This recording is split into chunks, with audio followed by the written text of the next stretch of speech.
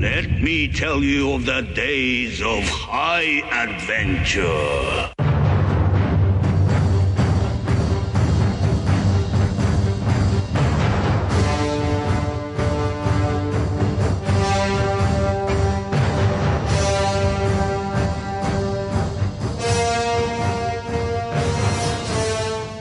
I'm John. And I'm Kevin. And this is 6 Degrees of Schwarzenegger, the podcast where we take a long, hard look at some of our favorite action movies from the era of Arnold.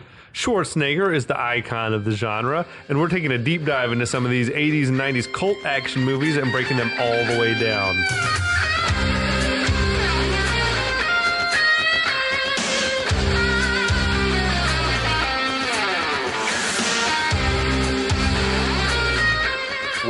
Well, friends, Romans, countrymen, lend me your ears, Kevin.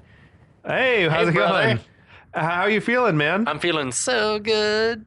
Having been a best of the best virgin, who just, I guess, didn't know how all the movie was going to play out until recently. Well, first, if you're just tuning in, go back and listen to the first 4 episodes of this series. We're talking about best of the best. Best of the best. Welcome, everybody. We're glad you're here. To answer your question, and we've mentioned this in movies past, we've mentioned this in previous episodes in the series, as a best of the best virgin.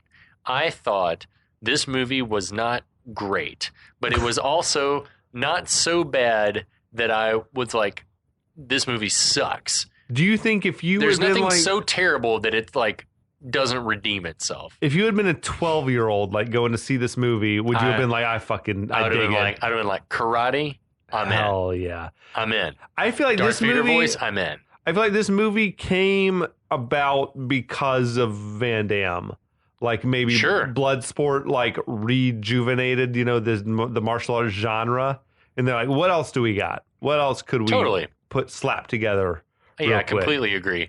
Yeah, watching this movie, I was like, it is definitely clunky and full of faults, full of cliches, lots of things wrong with it. Not to mention it is very much a product of its times and chock full of racism.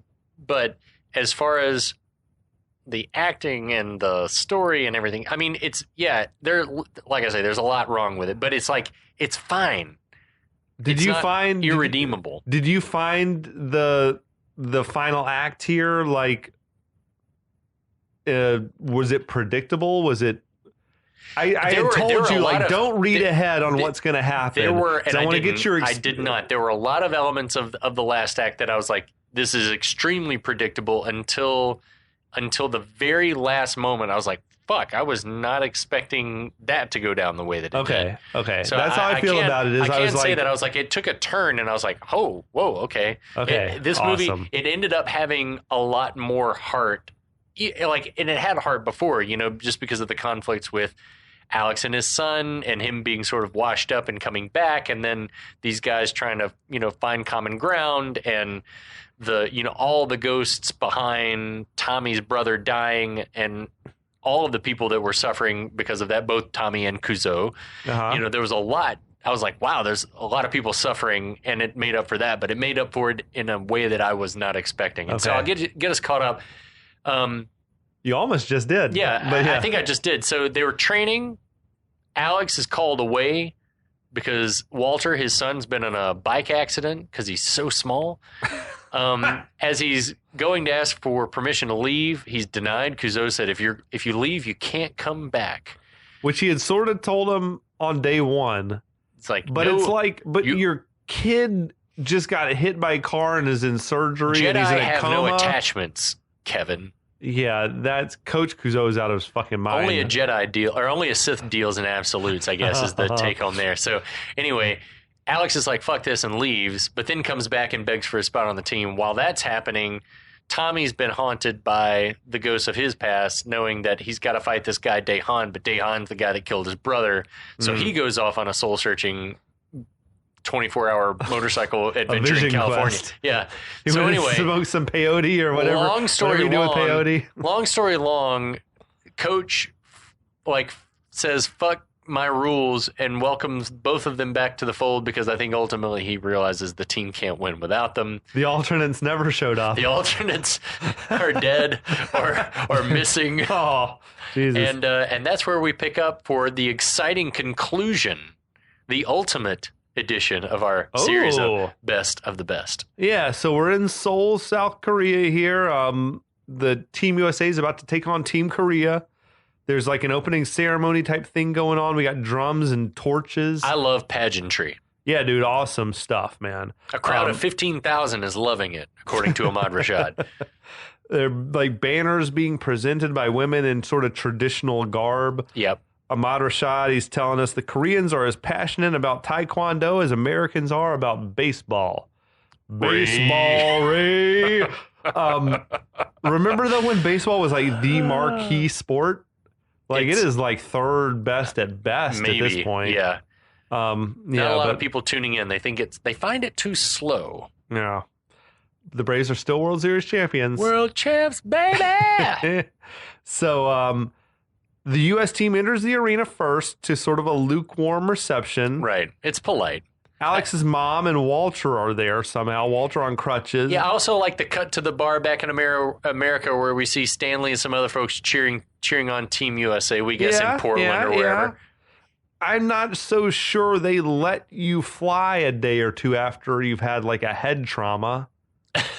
This is thinking the about 80s. Walter. He's fine. They probably was like, oh, he actually doesn't. He was faking it. He has no head trauma. Psychosomatic. So the Korea team enters to a raucous reception. Right. They're bowing to like these dignitaries that are there. It's got like those Rocky IV vibes when Drago came for in. All this, guys. Thank you. Both teams line up opposite of each other on the mat. Travis is wearing his fucking cowboy hat. That's respectful. Both teams bow to the officials, bow to each other. I thought like it had me thinking, I don't know, the interior of the arena didn't seem to sort of match the awesomeness of the exterior shots. The exterior is very cool. And it had me just wondering, like, I'm thinking this shit, everything inside was probably filmed in America. Probably. On a soundstage or in a college gym or something. Yeah, a high school gym. So we got Dae Han, Tommy, they're staring each other down. It's pretty fucking intense. Yeah. Ahmad Rashad tells us the rules here. This is a full contact event. Each fighter attempts to earn points or knock out their opponent using a combination of Taekwondo, karate, judo, and kickboxing. And I wonder if this is because to this point, only Tommy has done Taekwondo. Right. And they've been calling themselves the American Karate Team or whatever. It's just like I feel like they only just realized, shit, we've been like mixing our martial arts this whole time. Yeah, they brought in someone and they're like, well, we're too far along in the process. Yeah, just fucking, but it's whatever. It's fighting. It's like anything goes, I think. Yeah. Ahmad Rashad tells us each match is going to be 3 2-minute rounds. Mm-hmm. Fighters are going to earn points and to add to their team's total of points. Right. So it's interesting format. Yeah. Now, Alex is stretching out. He hears his name being called. He's elated to see Walter in the crowd cheering for him. He asks Wade, what is my son doing here? And Wade sort of gestures towards Kuzo. And Alex gives him like the most sincere thank you I think I've ever seen. He stands up and sort of almost like bows to him. Thank you. Yeah, I love James Earl Jones, like amazing, warm-hearted smile there. Yeah, dude, warm, fuzzy James Earl Jones is the best James Earl Jones, Agreed. I think. So now we've got the first matchup. It's going to be Sonny Grasso versus Young Kim.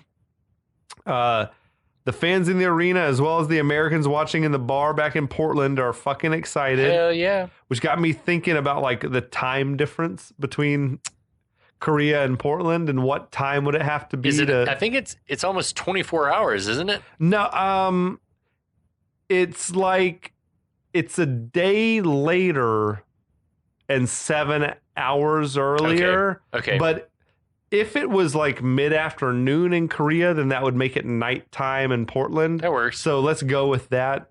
If it was nighttime in Korea, it'd be like the fucking middle of the night, like 3 a.m. or 4 a.m. in Portland. Yeah, but they could still get together to watch drunks, it or whatever. Hell yeah.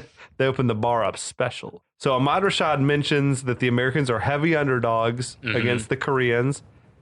I mean, I would have to think, aside from Tommy, like everybody on Team America is worse probably than the worst person on Team Korea. They've got several caskets over there waiting to put the bodies in. Shit. So early on, we got Sonny and this dude Young Kim. They're trading points. How much do you love the little dude that they only showed this couple of times right up top? This dude in the chair with the flags, like waving the points. Oh, yeah. That dude is fucking hysterical. He looked like kind of ancient to me, or like... He looks like a deviant anime character. He looks like somebody that would turn into a demon. And if you're anime fans out there, you'll know exactly. It's like he got big glasses and a suit and he's just kind of squat. He's almost like if he's going to turn into a monster. You picture like Team America's version of like Kim Jong-un or whatever it was. He's like that makes sense. Dude, yeah, totally. Kind of. But anyway, the fight's going kind of even off the top, but we fade to later and like Sonny's just getting beat to shit. Right. He was not up for this. Yeah, Ahmad tells us he's like fading. Yeah, so the match ends. Young Kim has won the match. It's 11-7 on points. Yeah. Which is a fucking shit ton of points compared to some of these later matches. Yeah, both guys look worse for wear. Kim's got blood. Maybe Sonny's like all over the front of his uniform. It was interesting to me, the Team USA wearing black and the Koreans wearing white, just because it's like typically you want to put the good guys in white. Or why not put somebody in red or blue? Maybe for the lighting purposes, it was easier that way. I don't know, but I will say the black uniforms they were wearing were pretty rad. Yeah, they were dope. I mean, both the sets of uniforms, they're almost like an armored chest protector, like a catcher's gear or something like that. Cool stuff. So we go to the second match, Virgil Keller versus Han Cho. We'll pick up in the third round. Yeah, they jumped right to the final round. Why not, man?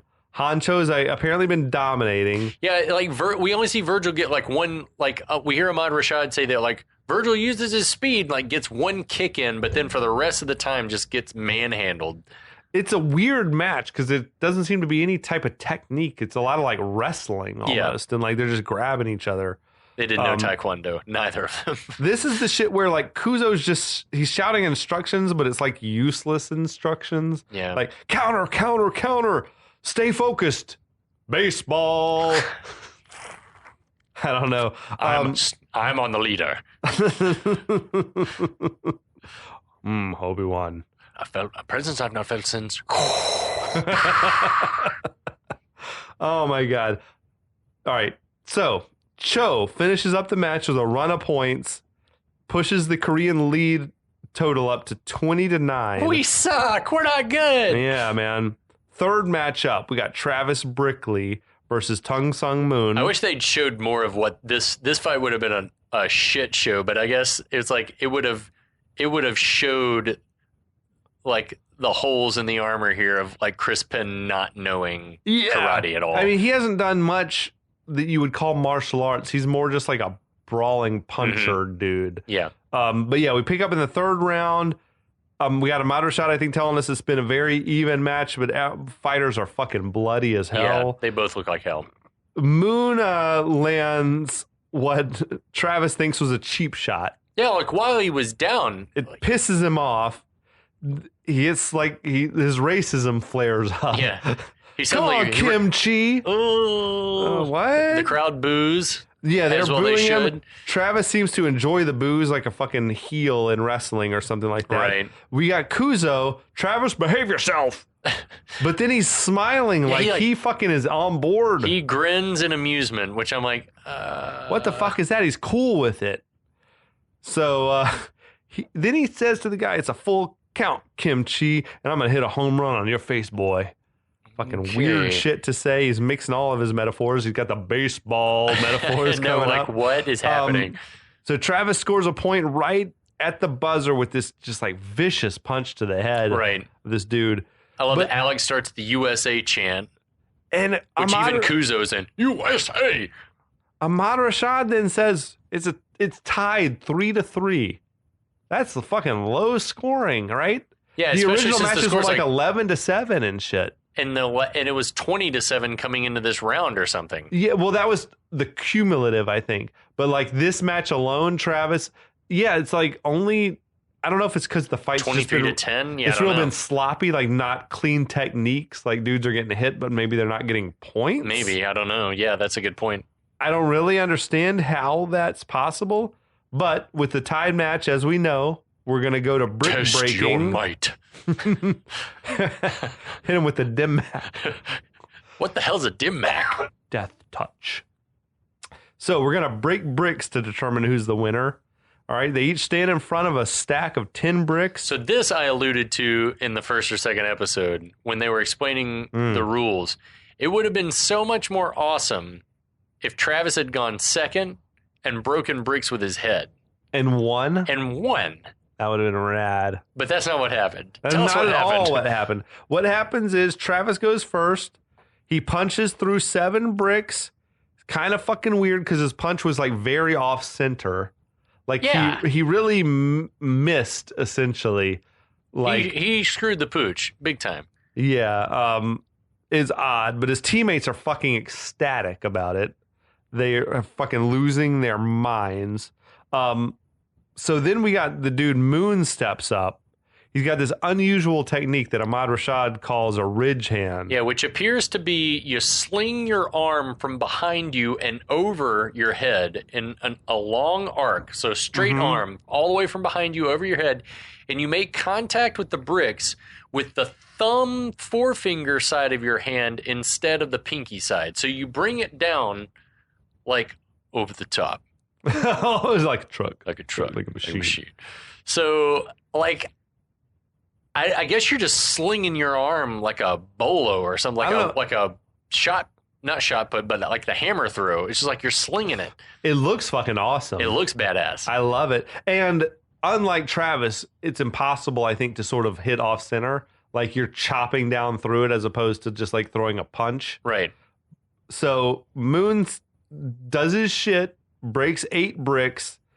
I love this moment where the referee's like very sort of deliberately counting how many bricks are still What are you left. counting them for? What are you counting them for? Travis seems genuinely brokenhearted, right? I know, yeah. He's like sad at the outcome.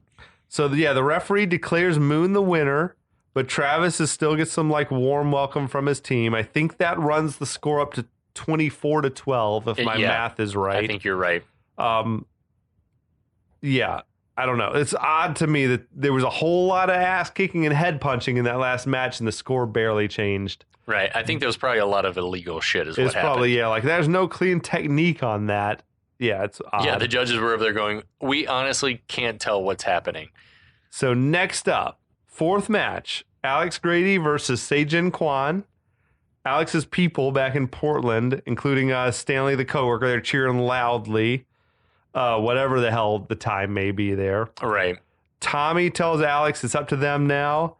Alex tells Tommy, we're taking home the gold, which is fucking presumptuous with the deficit they're coming up against. But God bless his confidence. Yeah, for sure. Ahmad Rashad reminds us that Alex has been away from competition for 3 years, and he's got a bum shoulder. I think Kuzo is telling him, protect that shoulder, Alex. So now all the reminders are firmly in place. That's right. 2 falls. Yeah, all exposition has been reiterated. Before he heads to the center of the ring, he blows Walter a kiss and his mom. Oh, I didn't catch the sweet father-son moment. And then Ahmad tells us that the crowd is straight slavering for this match. Yeah, dude. He's like, they know that this one's going to be high intensity. As are we all. I am, yeah. So Alex and Sae Jin Kwon, they bow to each other. Alex says under his breath, I'm going to kick your ass. Which is kind of awesome. Alex was like fucking psyched out of his mind, I think. It was actually like, I like this moment from Mr. Roberts. He was bringing it, dude. I agree. So they get to fighting. Alex flips Kwon over, punches him in the face for the first point. And then he like yells to Travis, that was for you, Travis. I guess because it's like Travis failed at the brick thing. Maybe. And so like Alex is trying to like make up for it, maybe. So Travis is like, take that. Yeah, it was weak delivery. Whatever. Okay. Kwon bounced back with this like sweet kick to like an Alex's axle face. kick, like up, like by his side and kicks Alex in the face. Yeah, that shit was awesome. But now Alex reels off like a bunch of consecutive points. Like he's taking control of the match. Yeah, Ahmad tells us that while the Americans have been playing catch up most of this competition, they're finally starting to close the gap.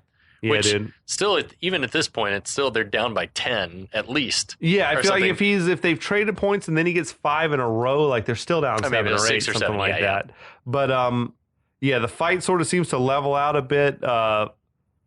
There's a move that Sae Jin Kwon throws that Ahmad Rashad refers to as an aerial back knuckle. I don't think that can possibly be like the name of it. Oh, he hit him with a vicious aerial back knuckle. I don't even know. Sure, whatever. Then we're at the end of the second round. Alex and Kwon start trash talking each other. Yeah, they're getting chippy. I love that. Yeah, dude. He like gets in his face.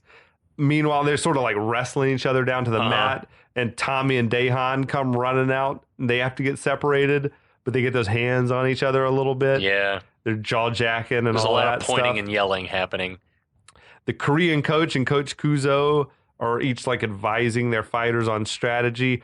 Kuzo tells Alex, sidestep and then hit him with your ridge hand. Yeah, apparently that he's like set up the distance and then sweep him, which I guess means like sweep him with the ridge hand. Yeah. Not sweep him with your leg. The shit works. It results in a point.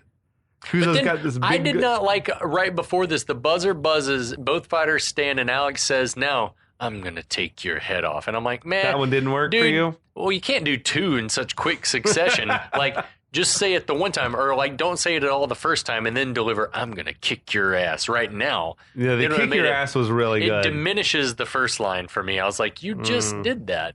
It was, anyway. It's a fair point. Yeah. But whatever advice Kuzo gave works. Because Alex gets a point from that, and he's like saying, thanks, coach. And we get that big sort of grin again from Kuzo, which I love so much. Yeah. Later in the match, Kwon drops Alex and then like deliberately hits him in his bad shoulder with this fucking awesome axe kick that we saw him do earlier on his training video. That's like, to me, it looks like an odd move, but that's a legit like Taekwondo move. Yeah, if you brought your leg down with all that force on something that was like a bum shoulder anyway, like that, like right on it, you have no doubt that you could like just sever bone and sinew right off the mooring there. But yes, it's a cheap move to be sure, but he knew what he was doing, I think. So we got Alex. He crawls his way back over to the corner. That crawl is the most ridiculous physical acting of the entire movie. Oh, you weren't buying it? There's nothing wrong with his legs, and he keeps like jumping and hopping and falling and hopping and falling, and I'm like, there's nothing wrong with your legs, man. Just stand up, or like how bad is this pain? Yeah, you like blackout levels. And that's the thing is like I don't know like at what level of pain are you, but it's like, anyway, I was just like I had problems with that acting as well. It's a fair point because regardless of how much, your legs are presumably perfectly fine. Right. Or just at least like crawl over on your knees instead of like he was acting like his bum shoulder, his right shoulder and right leg were directly connected. He's crippled from the shoulder down. That's what it seemed like. Anyway. So we got a minor shot. He's telling us that if Alex can't continue, he's going to lose all the points that he's racked up. But we got Don telling Alex, your shoulder's dislocated. You got to quit the fight. Yeah, the ref comes up and says you got 2 minutes to decide if you're going to quit the match. Alex isn't going for any of that shit. He tells Don to get it. Just pop it back in. Tell him Tommy. Pop it. Why Tommy? Well, I think Don wasn't going along with it at first. But how does Tommy know how to do that?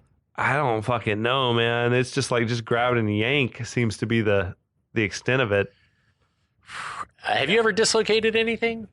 Maybe like a toe or a finger, but not like a major joint. Yeah. You? Not to this extent, no. Like I think one time I sort of popped my shoulder out of place for a hot second, but it wasn't anything like where it was like it was like I popped it, then I was like, and then I moved it back the other way and it settled back. Yeah, I have had my kneecap sort of like pop out of place for a second, and it hurt like hell. Yeah, like even just briefly. Yeah, but I like Eric Roberts' performance in this moment because I believe like he does seem like a guy who's in pain. Even if his performance is like a little too much. I liked it until, so Tommy he puts his feet on both sides of the arm and yanks it, and everyone fucking loses their mind. Including Walter, Grandma! So Alex tells the guys, like, if I lose, it's all over, so tape it up, and I can run the last 30 seconds. But he's like, this it's like the tape it. That part, I'm like, no. It was weird choices, man. Eric Roberts making interesting acting decisions. His sexy off the shoulder bit was back in this scene, though. Yes. It came right back. I want to say in some of the scenes earlier, we could see a big scar on his shoulder. Like they're trying to show off the makeup work. Tape it up! Tape it up! That was a little much. Even over the top, like a truck, it was like a truck, like a machine. Deeper.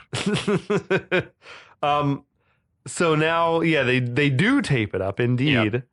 Yep. Wade is sort of helping to calm Alex, putting him into a zen place. And we should say when tape it up, we mean like they've got his arm taped to his whole body. Yeah. Like he can't, it's immobile. Yeah, he's fighting with one arm for the last little bit of this fight here. Yeah, so anyway, sorry to cut you off about this Zen thing. I just feel like this is like the moment where they're trying to get Wade and Don both like their hero moment. Agreed. Don is like he hitting him from the medical side, and then Wade is giving him like Zen like advice or whatever the fuck is going on. So the match resumes. Alex is sort of trying to keep his distance. Do you buy that? Do you buy that he just like dart around and like keep his distance like that? I think if you were just trying to run off the clock, that's what I guess you 30 seconds is a long time in that situation. That's an eternity if you got someone trying to punch you in the head. But when Kwon gets too close, Grady catches him off guard with this punch and then fucking kicks the shit out of him. I guess if your adrenaline were pumping like that and your training like kicked in and you saw an opening, that you could totally do that and just knock the dude off. That shit was awesome. Yeah, it was badass. He kicked him like dude went flying out of the ring, rolled all the way down to the floor. Like he got saved by the bell. Yeah. Like if the buzzer hadn't gone off, it would have been a knockout and Sae Jin Kwon would have lost all his points. Right. It's like elation from the good guys. So yeah, Grady wins. He's cut the deficit down to 29-22 we see. Hell yeah. And now it's time for the fifth match. Tommy Lee versus Dae Han. Yeah, it's been building up to this for half the movie now. Yeah. So Ahmad Rashad reminds us of all of Dae Han's remarkable accomplishments. Kuzo is encouraging Tommy, don't hold back, you can do it. Ray. Baseball. And now Ahmad says if you had any doubt about why he's the most feared fighter in the sport today, just take a look.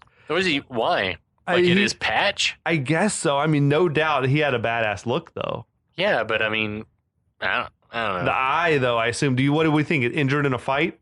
The eye? Probably took a kick to the head from a legendary master, and then he killed the master. That's fucking rowdy, dude. Yeah, he took a Hadouken to the... Hadouken!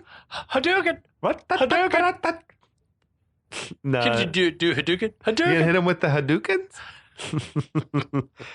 But Dae Han and Tommy, they stare each other down. Tommy strikes his sort of fighting stance, and Dae Han like very leisurely, like just turns to the side. Doesn't even. Yeah.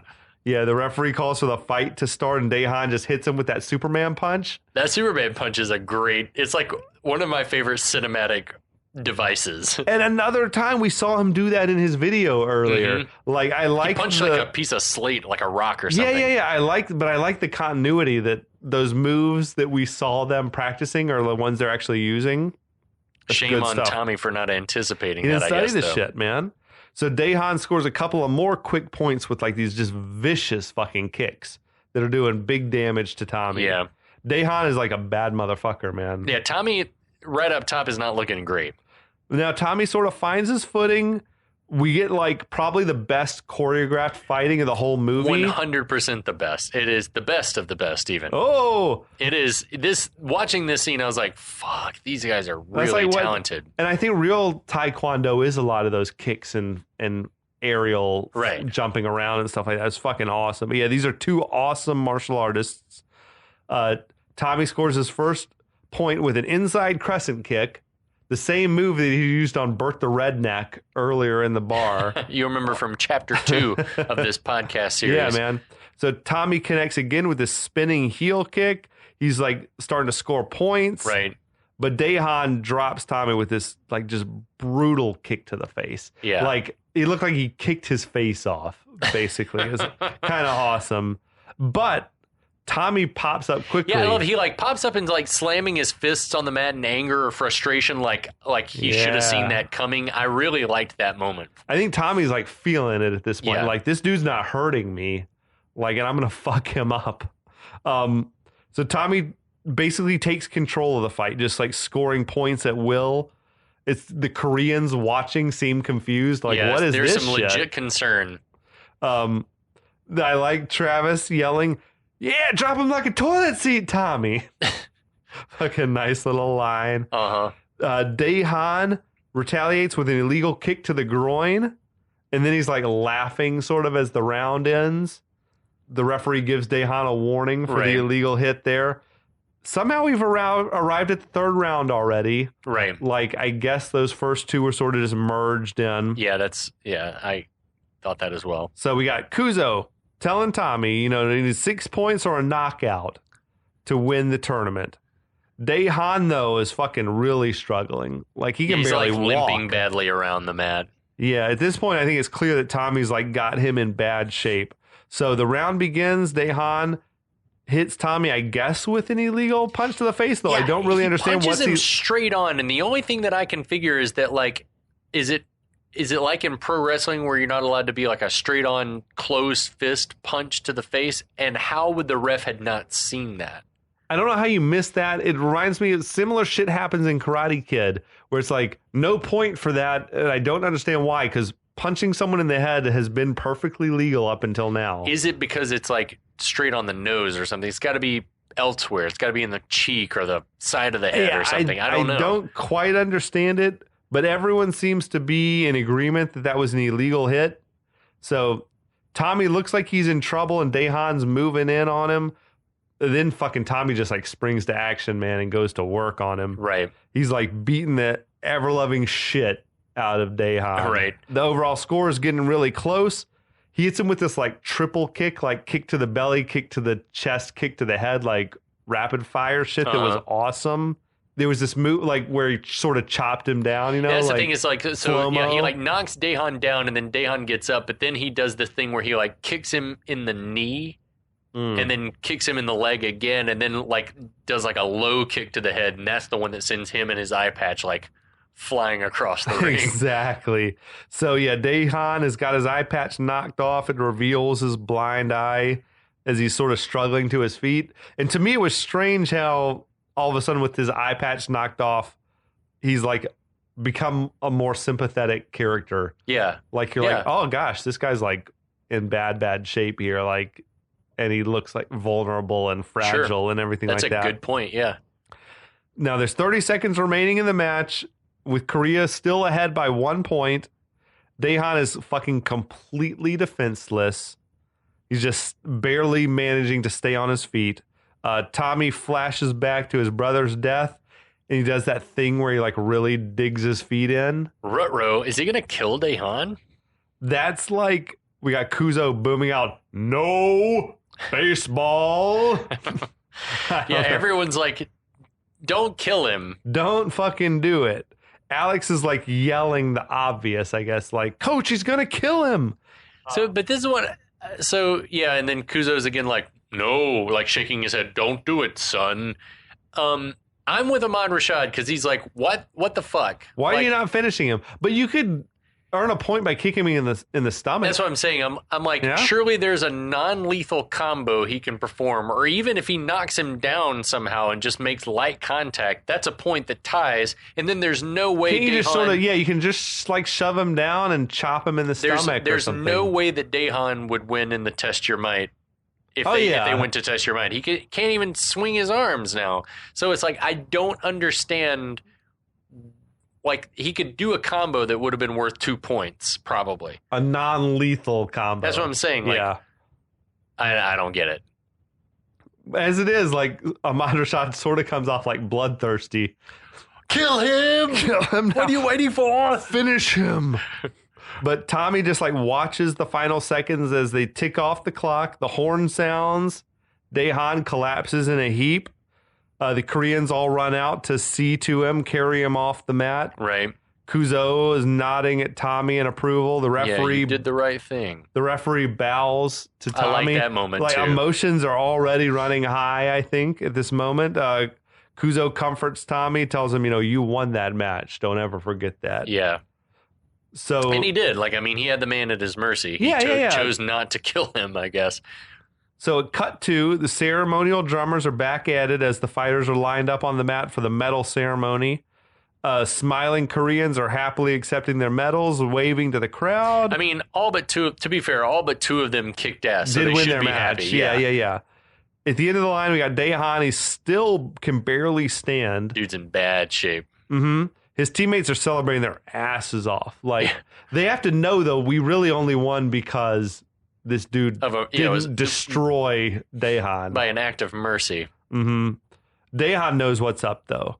He hobbles across the... And I'll say, as a first-time viewer, I was not expecting this. Dude. Did not see this coming. This hits me right in my feels every time. I'm going to try not to cry on the podcast. Man, you should cry. Let the tears flow, baby. Get emotional. But yeah, Dae Han hobbles over to Tommy. The whole arena falls quiet. What's happening here? And Alex is Alex is already crying his eyes out. Yeah, dude. He's already super emotional. There's got to be this big emotional release after just leaving. You've been training for 3 months and it's over, and yeah. But Dae Han tells him, he says to save a life in defeat is to earn victory and honor within. Your brother too was a great fighter.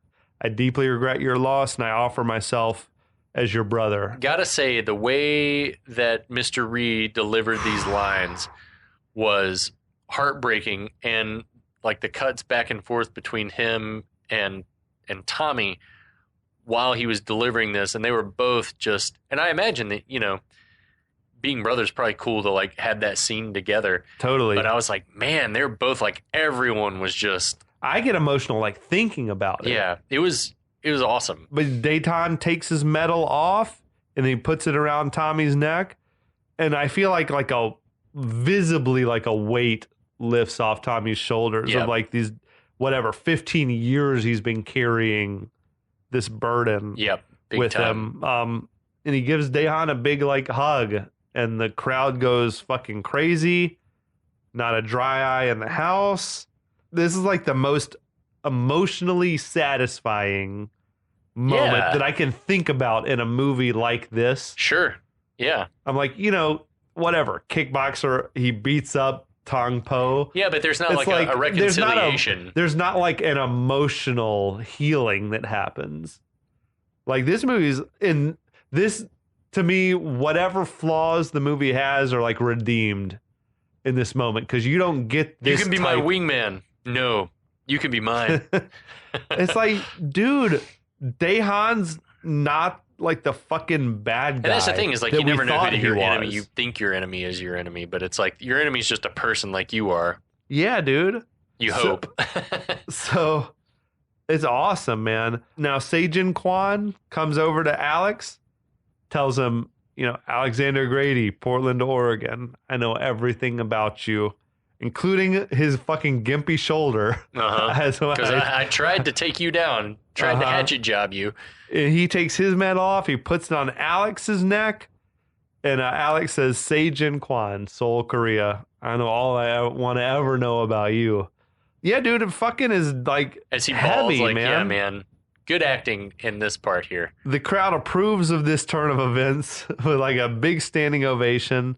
I approve also. It's a very unexpected ending to the movie. And some good sportsmanship. It's a lesson in sportsmanship, and also how to forgive your brother's killer. Well, it's you've humanized the quote unquote bad guys. Yeah. Are just guys just like you who are training just You're all like right, you. LaRusso. Dude, yeah, totally. Johnny was gracious in defeat. You know what I mean? And even Drago, Drago and Rocky, you fucking earned this, man. Yeah, dude, to the end. Yeah. Man, yeah. We need to watch the director's cut. Dude, yeah, we're lagging behind on that, but we'll get there. But yeah, then the remaining poor Korean fighters who actually won their matches also hand over their medals. We don't want to look like assholes, so I guess we'll give ours too. Facts. But then Travis gives up his cowboy hat to like the dude. That was a cool move. He's growing. He's still kind of a piece of shit though. Yeah, he totally is. He said kimchi not 10 minutes ago. It's true. You were insulting him by calling him a Korean food item. Racist. Bizarre. But Coach Kuzo, very happy. Yeah. Very proud of his boys. The fighters hug each other. They're lifting each other's arms, culminating in Alex and Tommy celebrating whatever. Freeze frame, roll credits. That's the end. Fucking 80s power ending, I feel like. Just freeze frame and roll those credits. I wish they'd played St. Elmo's Fire, but they didn't. St. Elmo's Fire should have been the ending credits movie for every movie. It's a great song. I don't even know that song. St. Elmo's Fire. Oh, yes. Okay. No I didn't know St. Elmo's Fire was like, is that a lyric in the song? That's the name of the song. But is it, they say it? St. Elmo's Fire. That's a weird lyric. Right? Because it means nothing, right? But yeah, it's like a fabled supernatural weather phenomenon that is like a lightning from the sky out of nowhere at sea that will set your shit on fire. They call it a St. Elmo's Fire. I've never seen the movie, and I don't think I have either. But the song fucks pretty hard. Anyway, that's not the ending song of this movie. No, we get some bullshit probably running. I don't even know who this is performing this song. Same. But not worth mentioning. That's the flick. Hell yeah. I fucking love it for my part. Again, I can't say I'm going to queue it up anytime soon, but I don't feel worse having seen it. You feel like you don't feel better, no better, no worse? I enjoyed it. Yeah. Okay. There were parts where I was like, that's stupid, and there were parts where I was like, this is awesome. So the movie was shot on a very modest $5 million budget, I see. Right. The internet says it only made $1.7 million. But they said that's U.S. gross. So that can't be right. That it had to have made more overseas. Had to have. Because it can't spawn 3 sequels if it tanked. That's what I'm saying is like, somewhere I bet it did well. They're not reporting, and I think it's weird that they're not reporting how much it made overseas. I just think the records probably are like lost and no one knows for sure or something. Sure. I don't know. It's like it was probably like marketed as like it was Karate Tiger Part 9 or something. I guarantee this movie made more than what it was made for. Guaranteed. Absolutely. It doesn't spawn sequels if it lost money. Right. I'll tell you where it didn't do well though is with the critics. That is true. Those are facts. Ebert, Roger Ebert, your boy. He laid into this movie like I've rarely seen. He almost, I think he took it personally. I disagree with his conclusions personally, but tell us what Roger said. I would say that they are, what's the word? They are hyperbolic to say the very least. Fair. He says, and I'm going to just read this down. He said, my personal glossary of movie terms includes a definition for the Klidvik film. The acronym stands for Climb from Despair to Victory. It's the formula for the Rocky movies and all those other 3-part formulas in which 1, we meet the competitors and learn about their personal problems.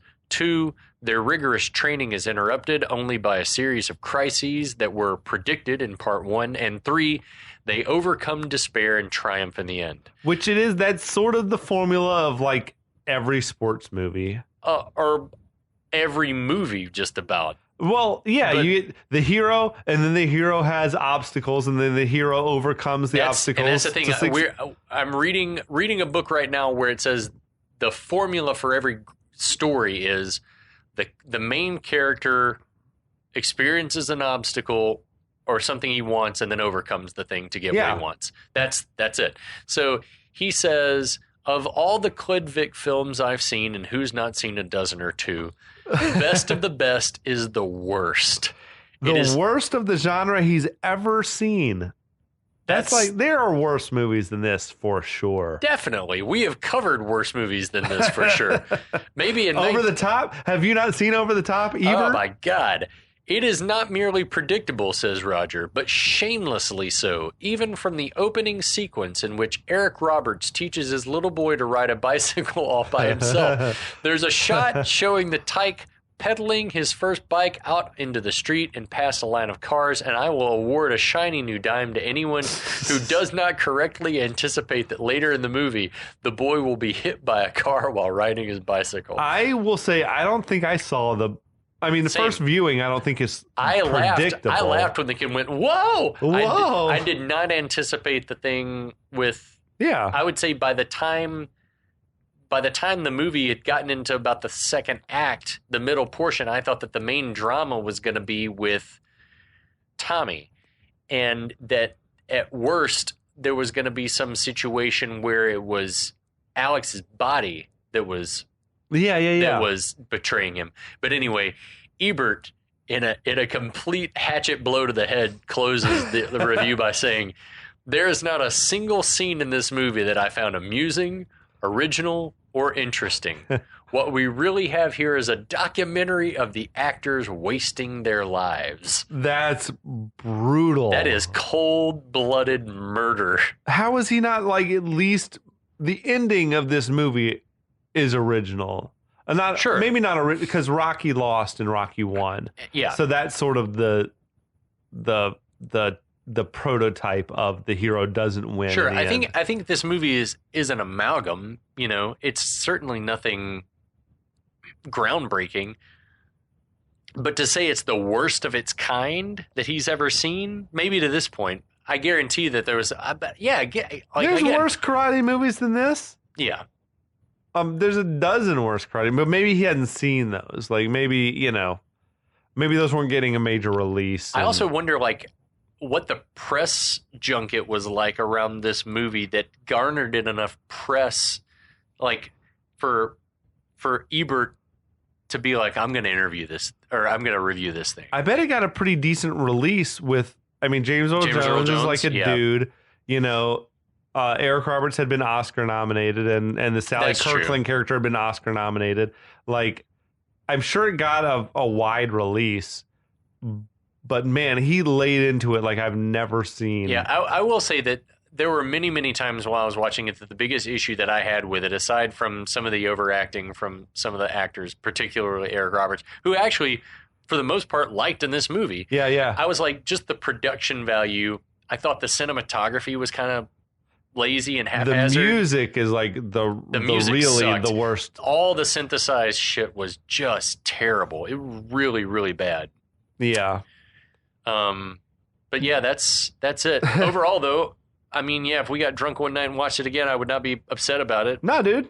And I had also read a retrospective about the movie from some publication called Taekwondo Life. That's where cool. It said basically among Taekwondo practicers that this is like the second favorite martial arts movie after Enter the Dragon, because it's really like one of the only movies that actually features like accurate Taekwondo on film. Who is the Taekwondo practicer in Enter the Dragon?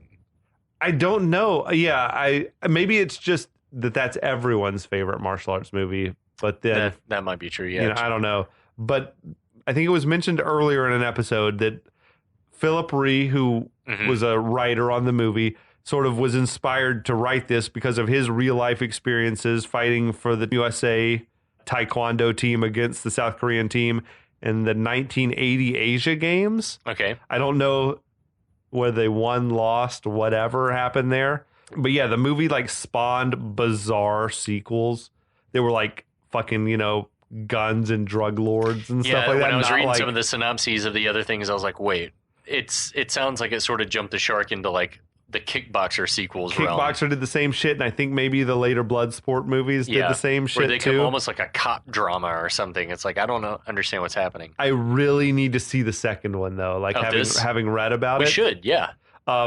Maybe not for the podcast, but like, basically it has Tommy, Alex, and Travis getting into some fucking trouble. Travis gets killed. Spoiler alert. Oh, no. Tommy and Alex go to train with Sonny Lanham, the actor.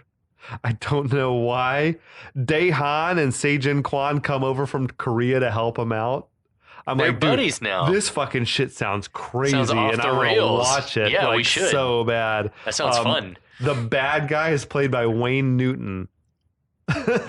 Dankeschön. I don't think he's like a fighter. I think he's like the mastermind, whatever. He's Jack Palance in Tango and Cash. But dude, I'm into that. That shit. Sounds like a coke-fueled nightmare. I know. I gotta find a way to watch that was one of the things that in that Vanity Fair thing that I talked about in the first episode, like that Eric Roberts was talking about, that when he was coming up, it was like just in the trailers, like in their trailers or in the craft services. Yeah. It was like there'd be sandwiches and just bowls of cocaine. Really? Yeah. That's wild. And everyone was doing it.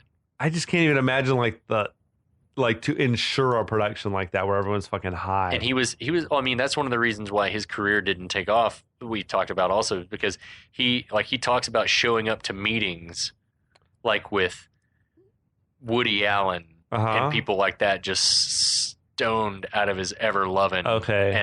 And they were like, we can't do anything with you because you're a fucking mess. Was he famous before Julia? Or did Julia come up then it was... Julia had been like cutting her teeth and making her name, but he was like right there, just hadn't achieved that level of He was like 10 years or something older than her. Yeah. So he must have been struggling. And then maybe it's like Chris Penn. Once your sibling has made it, then all of a sudden doors start to open for you. And I think probably, rightfully, she had to separate herself because of the implications. Because of the implications. Because of the implications. But anyways, I love this movie unapologetically. Yeah. As I said, it's total trash. It's fun. It's just cheese, but it's just it's fun to watch. It doesn't leave you feeling one way or another about it. You're just like, well, that was fun. But I feel like this is a movie I could literally watch every day. Every day? Because it leaves no residue. Like there's no aftertaste after you've watched this movie. Yeah, I couldn't watch Schindler's List every day. I can tell you that. But I can watch this every day. That's too long. It's too heavy. And man, the ending gets me, man. Every time it gets me. Just but you might not make it to the ending every day. No, I fall asleep. But but no, I'm glad you took this journey with me. Yeah, man. I like I say, I enjoyed it, and I'm glad to all of you listeners out there that you've come down this rabbit hole with us. Absolutely. Yeah, dude. Who knows where we'll end up next? I don't know. We got to talk Arnold at some point again. Yeah, for sure. Yeah, love it. But thank you, as always. Thanks to everyone checking us out on the Last of the Action Heroes podcast network. Yes. When you're done with us, go check out some of the other stuff there. Lots of good content for you to check out. If you're loving us on the Last of the Action Heroes podcast network, find our 6 Degrees of Schwarzenegger feed. We've got some old back catalog of Arnold Schwarzenegger and I think probably like Stallone and stuff movies over there that we haven't gotten on the podcast network yet. There's tons of stuff. Van Damme, Kurt Russell, everybody. Yeah, there's for sure good stuff back there. So check it out, and we'll be back.